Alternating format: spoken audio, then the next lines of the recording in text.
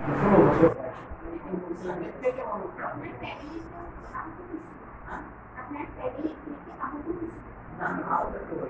তখন আমি একটা প্রফেশনাল বিশ্ববিদ্যালয়ে তারপরে রাত্রি অজানার উদ্দেশ্যে আমার পার্টির সাথে ফিক্সিং হয়ে আমি অজানার উদ্দেশ্যে বাড়িতে করে উলাদি করে নড়ারে ওইখানে 1 মাস একজনের বাড়ি গরু রাখি এবং সেই রাজ্যের নদীতে এখান থেকে ধরো তোমার হেড মিস্ত্রি ওইখানে একটা বানিয়ে ওই দিকে তার বছর কত এই কাজ করতে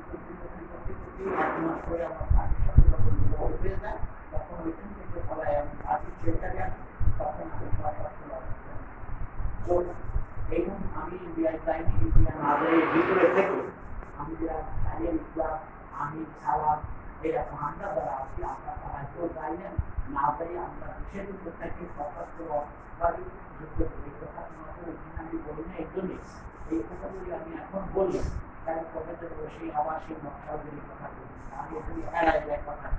আমার জীবনে বহু ঘটনা ঘটেছে আমি যখন গ্রেপ্তার হই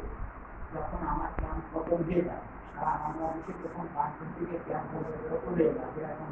ক্যাম্প আপনার নতুন আলাপগুলি ক্যাম্প খতম হয়ে গেল নোয়াখালী কুমার ক্যাম্প খতম হয়ে গেল দুপুরের ভবিষ্যতের ক্যাম্প খতম হয়ে গেল আমরা নোয়াপাড়া বিমল বিশ্বাস আমার ক্যাম্প খতম হয়ে গেল তখন আমরা রাতের বেলায় মিটিং করে কয়েকটা চাল এটা করতে হবে তখন আমি সারেন্ডার করলাম না করে আমি কিছু লোকজন উঠলাম জমিদার বাড়ি আমি দেখে আমি আস্তে আস্তে আস্তে আস্তে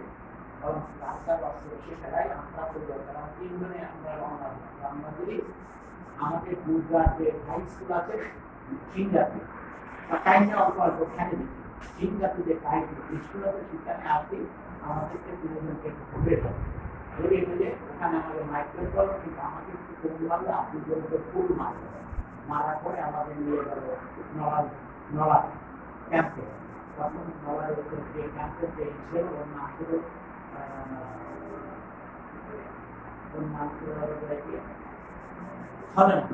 আচ্ছা, কত নম্বর সেক্টর ছিল? সেক্টর নাম্বার কত?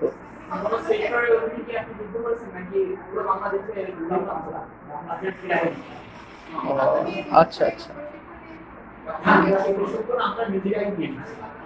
আপনার কি কোনো ক্যাপ্টেন ছিল?